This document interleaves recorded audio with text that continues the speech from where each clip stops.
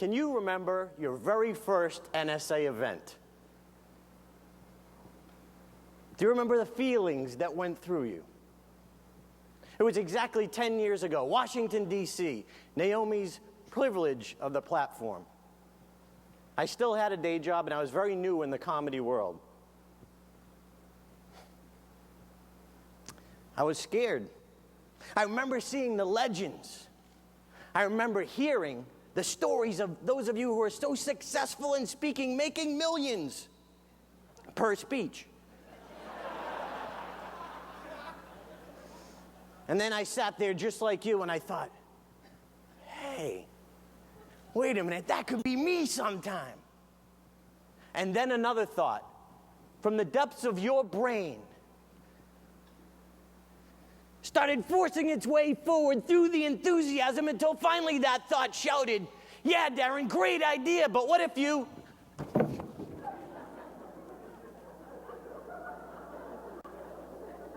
fall on your face?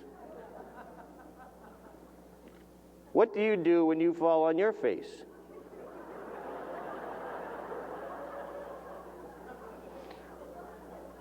Do you jump right up and hope no one noticed?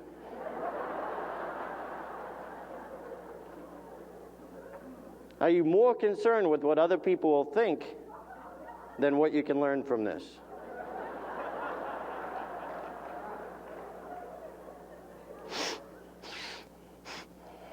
Is this where the horse did it?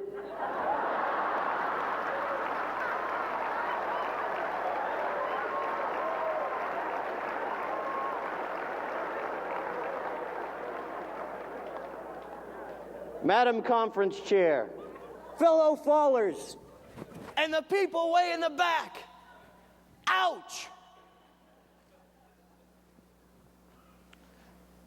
Did you feel I stayed down there too long? Have you ever stayed down too long? After 4 years of business school, I went for the American dream. I bought a Subway sandwich shop. Oh yeah. You're all impressed, I can tell. I don't want to brag or anything, but I took a $60,000 debt in just 6 short months. I doubled that debt.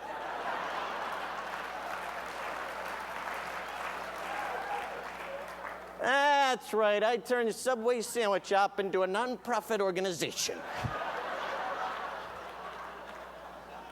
But I financially fell on my face. And then I remembered from my childhood hero, Dr. Robert Goddard, had a ridiculous idea about building a device to take off from the ground and to reach the stars. Dr. Goddard was the reason we landed on the moon. I remember when I had my ridiculous idea. I was driving down the road listening to a tape of Brian Tracy. And he asked a question. He said, what would you dare to dream if you knew you wouldn't fail? I struggled for an answer, and then, bing, I'd be a comedian. But you have to understand my background. I wasn't funny. I wasn't a class clown. In fact, the first time my brother ever laughed at me is when I told him I wanted to be a comedian. Ouch. So many of us, we know where we are today in our careers, in our life, and we know clearly where we want to go. That's where I want to be. And yet you and I, what do? We go back and forth. When I just have a little more time, when I just have a little more money, when the kids are a little older, that's what I'll do. But we never take that first step. Dr. Goddard's first rocket took off in Auburn and landed in Auburn. It only reached 41 feet, but it was a first step. See, there are strangers out there, people who don't even know you, who will make fun of your first step. The next morning in Auburn, after his rocket failed, the headline read, "Moon rocket misses target by 238,799.5 miles." Ouch. But those strangers, those people who don't even know you, they're just obstacles in your way. We also have friends and family that love us, who don't want to see us fall on our face. Can you imagine my parents' reaction? What if they're stretching their budget to help me through college and seeing me fall on my face, and then I come home? Mom, Dad, I want to be a comedian.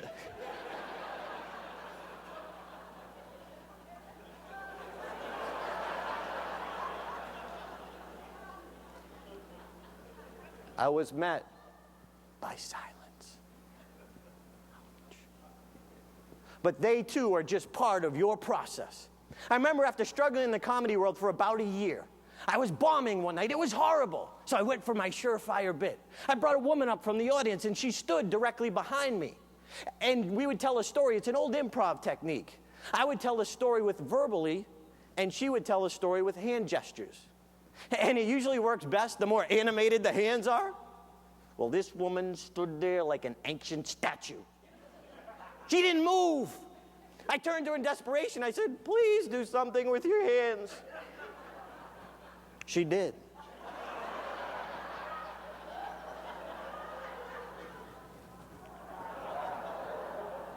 Oh, the pain, ouch. I immediately called my mentor, Rick Siegel. I said, Rick, I bombed, I died, they hated me. And Rick said, so?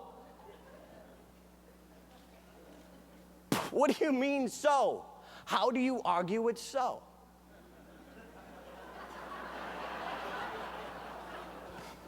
And then Rick reminded me, every comedian, every speaker, anyone who's accomplished anything has first fallen on their face. And then I remembered Subway.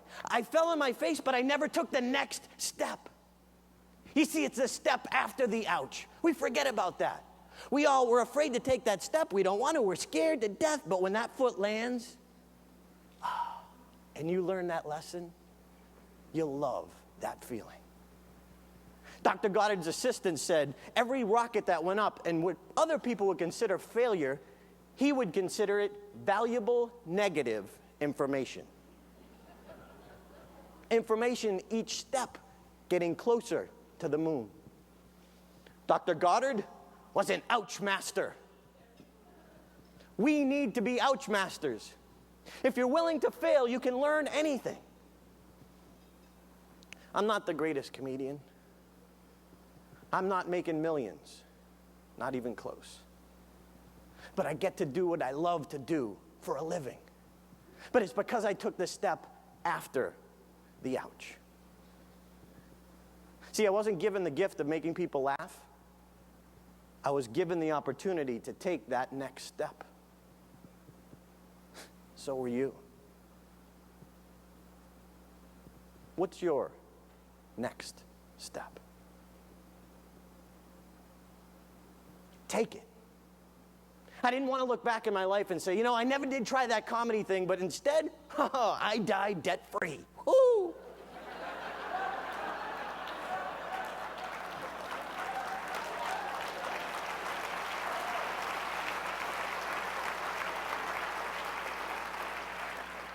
All of us, as we're headed to that goal, we're going to reach a point where we get stuck and our feet are like in cement. We can't move, but we're so afraid of that ouch, we forget that if we lean forward and take a risk and fall on our face,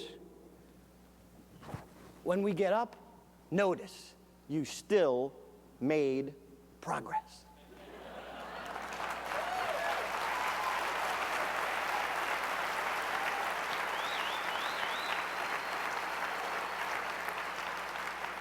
So please, with me, go ahead and fall, but fall forward.